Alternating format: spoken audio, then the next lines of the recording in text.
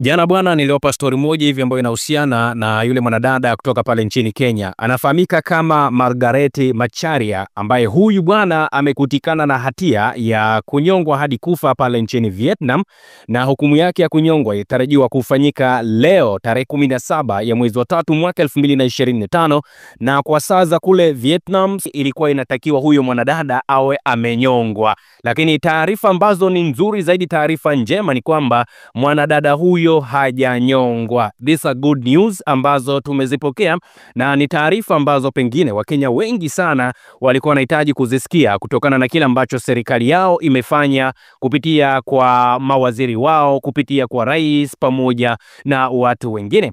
Sasa bana, nilikuwa napita kwenye mitandao huko, nikasema nifuatilie nijue, je, mwanadada yule amenyongwa tayari au bado hajanyongwa? Sasa nikakutana na ripoti hii ambayo of course imenimpress sana na imenifanya niwe mtu mwenye furaha kidogo. Taarifa yenyewe ilikuwa inasema nini? Nduta amenusurika kunyongwa. Margaret Nduta Macharia ambaye alipaswa kunyongwa leo sasa amepumua kwa ahueni baada ya hukumu yake ya kifo kuahirishwa hadi mwezi wa 6 ikisubiri rufaa kabla ya muda huo kufika.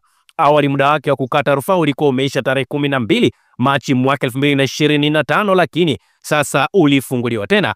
Kuahirishwa kwa hukumu hii kunafuatia kampeni kubwa mtandaoni ambazo ziliendeshwa na Wakenya wakitaka arejeshwe nyumbani. Serikali ya Vietnam ambayo tayari imewanyonga zaidi ya watu 500 wakiwemo raia wa Marekani, Vietnam pamoja na Bethlehem kwa makosa yanayohusiana na dawa za kulevya, imetangaza rasmi kusitisha utekelezaji wa adhabu hiyo kwa Nduta.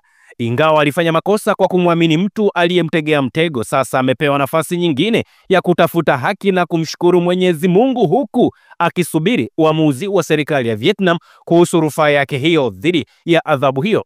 Serikali ya Kenya sasa inapaswa kuingilia kati kikamilifu ili kuhakikisha Nduta anapewa adhabu nyepesi zaidi au pengine kurejeshwa nyumbani ili kushughulikia chini ya sheria za Kenya.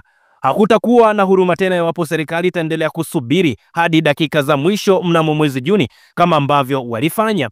Sasa ili kujiridhisha na hilo, nikaona ngoja nipite tena huko duniani nione nini ambacho kinaendelea kwanza.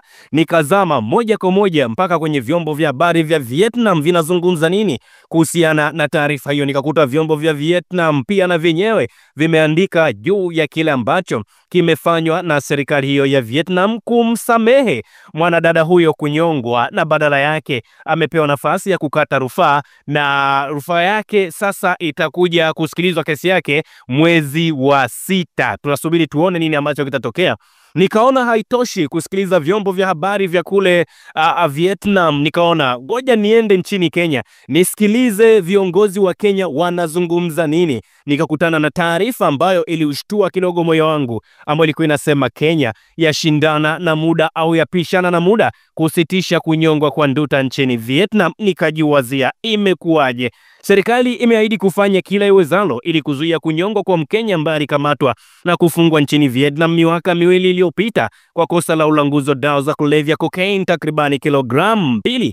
Katibu mkuu wa Wizara ya Mambo ya Nje Dr. Korir Seng'oei akijibu ombi la seneta wa Kisii Richard Onyonka kwa Rais William Ruto kuingilia kati kumwokoa Margaret Nduta, alisema kwamba serikali inafanya kila jitihada kushughulikia swala hilo. Akasema maneno haya ambayo aliyazungumza kwa lugha ya Kiingereza kutoka hapo nchini Kenya, na mimi nikasema sio mbaya kama na mimi naweza nikayazungumza kwa lugha hiyo ambayo Wakenya wao walisema. Nduta's case is complex and difficult, but we are doing everything possible within our disposal to secure plea for our national.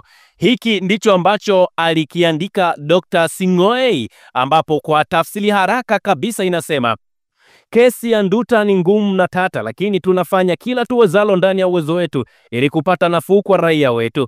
Aidha, katibu huyo alibainisha kuwa Nairobi imeanzisha mawasiliano na Hanoi na kwamba tayari wamezungumza na naibu waziri wa Vietnam anayefahamika kama Nguyen Minh Hang kuhusu swala hilo la Nduta. Akasema, nimemweleza Bi Hang wasiwasi wa wananchi wa Kenya kuhusu adhabu ambayo inamsubiria raia wetu, na nikasisitiza ombi letu la kusitisha kunyongwa ili nchi zetu ziweze kupata suluhisho la haki katika swala hili, alizungumza Dr. Seng'oei, akiongeza kwamba Vietnam imehakikishia Kenya kuwa itaangazia jambo hilo. Kwa mujibu wa katibu huyo, mbali na mazungumzo kwa njia ya simu, ubalozi wa Kenya mjini Bangkok uko mstari wa mbele kufuatilia kwa karibu maendeleo ya kesi hiyo. Nikaona baadaye muda mfupi Dr. Sing'oei alichapisha bandiko tena jingine kupitia katika ukurasa wake wa X zamani Twitter, ambapo huko sasa alijiachia kidogo akatutumia ujumbe huu ambao mabibi na mabwana natamani sana wote tuweze kusikia kile ambacho alikizungumza. Dr. akasema hivi: Had a telephone conversation this afternoon with my counterpart Honorable Nguyen Minh Han, Deputy Minister of Foreign Affairs of Vietnam, over the matter of Margaret Nduta.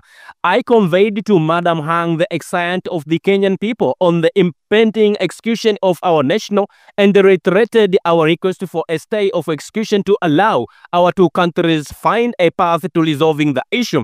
I'm grateful for Madam Han assuring that our petition is under consideration by her country's authorities. In the meantime, our mission in Bangkok is actively following up the case in situ. Hiki ndicho ambacho alikiandika kwa lugha nyepesi kabisa ya Kiswahili chetu sisi huku nchini Tanzania. Alisema, nilifanya mazungumzo kwa njia ya simu mchana huu na mwenzangu Mheshimiwa Nguyen Minh Han, naibu waziri wa mambo ya nje wa Vietnam, kuhusu swala la Margaret Nduta. Nilimjulisha Bi Han kuhusu wasiwasi mkubwa wa wananchi wa Kenya kuhusu adhabu ya kunyongwa inayomkabili raia wetu, na nikasisitiza ombi letu la kusitishwa kwa utekelezaji wa adhabu hiyo ili kuruhusu nchi zetu mbili kutafuta suluhisho la haki katika jambo hili. Ninashukuru kwa hakikisho la Bi Han kwamba ombi letu linazingatiwa na mamlaka husika nchini Vietnam, lakini pia ubalozi wetu mjini Bangkok unaendelea kufuatilia kwa karibu maendeleo ya kesi hii moja kwa moja. Hizi ni kauli ambazo zimeukonga moyo wangu. Nikaona namna ambavyo viongozi wa Kenya wamelivalia njuga na wameonyesha uwajibikaji wa moja kwa moja, pamoja na malalamiko ya Wakenya kwamba serikali ya Kenya ilikuwa inalifahamu jambo hili tokea mwaka 2023, lakini mpaka inafika siku ya mwisho ya kukata rufaa tarehe 12 mwezi wa 3, palikuwa hapana jambo lolote ambalo serikali ya Kenya ilikuwa imefanya. Kwa hiyo kulikuwa kuna malalamiko fulani ambayo yalikuwa yanaonyesha kwamba Wakenya ni kama waliona serikali yao ilikuwa imepuuzilia mbali juu ya hukumu ya kunyongwa hadi kufa mwanadada huyo Nduta, ambaye alikutikana na hatia tangu mwaka 2023. Wakasema kama ingekuwa serikali ililivalia njuga jambo hili, pengine lisingefikia katika hatua hiyo. Sasa kwa mujibu wa maelezo ni kwamba kulikuwa kuna ombi jingine ambalo lilitumwa kwa Rais William Ruto tarehe 14 Machi 2025, ambapo Onyonka alimuhimiza kiongozi wa taifa kuanzisha mazungumzo ya dharura ya kidiplomasia ili kulinda haki za msingi za Nduta na kuchunguza uwezekano wa msamaha pamoja na kurejeshwa nyumbani. Barua hiyo ambayo iliandikwa tarehe 14 ya mwezi huu wa 3 mwaka 2025 ilikuwa inazungumza maneno haya: Urgent request for clemency and repatriation of Margaret Nduta Macharia from Vietnam. Your Excellency, I write to you with deep concern regarding the case of Miss Margaret Nduta Macharia, age of 37 years, old Kenyan, who has been sentenced to death in Ho Chi Minh City, Vietnam, over drug trafficking charges. This distressing development calls for urgent diplomatic intervention to safeguard her fundamental rights and explore the possibility of clemency and repatriation. While acknowledging the sovereignty of the Vietnam's judicial system, it is imperative that the government of Kenya intervenes to ensure that Miss Macharia's life is preserved and that she is given an opportunity to serve the appropriate sentence in her home country under Kenya's law. William Ruto anatakiwa kuhakikisha anazungumza na viongozi wa kule Vietnam kuangalia namna gani ambavyo wanaweza pengine wakambadilishia aina ya hukumu Macharia aje arejeshwe nyumbani, licha ya kwamba wanatambua mifumo ya sheria ya Vietnam. Ni muhimu kwa serikali ya Kenya kuingilia kati ili kuhakikisha kuwa Bi Macharia anahifadhiwa au uhai wake unanusuriwa na anapewa fursa ya kutumikia adhabu ambayo inafaa chini ya sheria za Kenya. Badala ya kunyongwa, mbunge huyo alihimiza serikali ya Kenya kuomba msamaha kwa misingi ya kibinadamu na kutafuta kubadilishwa kwa adhabu ya kifo au kuwa kifungo cha maisha.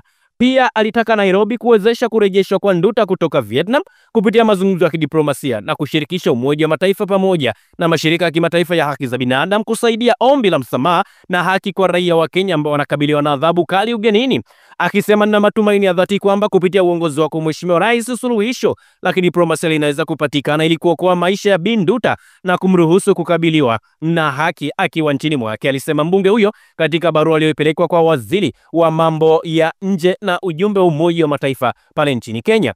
Bi Nduta ambaye anatoka katika kaunti ya Murang'a aliingia kwenye vichwa vya habari miaka miwili iliyopita alipokamatwa mnamo Julai 2023 na kushtakiwa kwa ulanguzi wa kilo 2 za cocaine kupitia Vietnam akiwa njiani kuelekea Laos. Mnamo Machi 6, 2025, mahakama ya watu wa Ho Chi Minh City ilimhukumu adhabu ya kifo baada ya kupatikana na hatia ya kosa hilo. Inaripotiwa kwamba alikuwa anatakiwa kutekelezewa adhabu hiyo kwa sindano ya sumu. Wiki iliyopita mama yake Purity Wangui alielezea mtandaoni akielezea namna ambavyo anatamani kusafiri hadi Ho Chi Minh City kwa matumaini ya kupata nafasi ya kumuona binti yake kwa mara ya mwisho. Alisema namnukuu, nasubiri baadhi ya wanafamilia wajitolee kunisindikiza, haijalishi itachukua muda gani, lazima nimuone kabla hawajamnyonga, alisema, akiongeza kwamba hana uwezo wa kuvuka kilomita 8100 kutoka Murang'a hadi Vietnam. Familia yake pia ikaiomba serikali ya Kenya kupitia Rais William Ruto na Wizara ya Mambo ya Nje kutumia diplomasia ya nchi mbili ili kumrejesha Nduta nyumbani na pengine apatiwe hukumu yake akiwa nchini Kenya.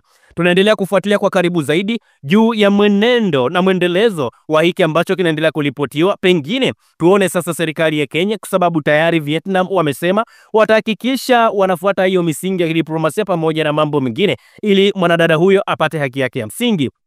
Nimefurahishwa na namna ambavyo Wakenya wamekuwa wakijitolea, hasa pindi linapotokea jambo ambalo wanaona ni jambo la kitaifa. Wao wanasimama kama Wakenya, hawasimami kama Wajaluo, hawasimami kama Wakikuyu, ila wanasimama kama Wakenya ambao wanatakiwa kuteteana popote pale.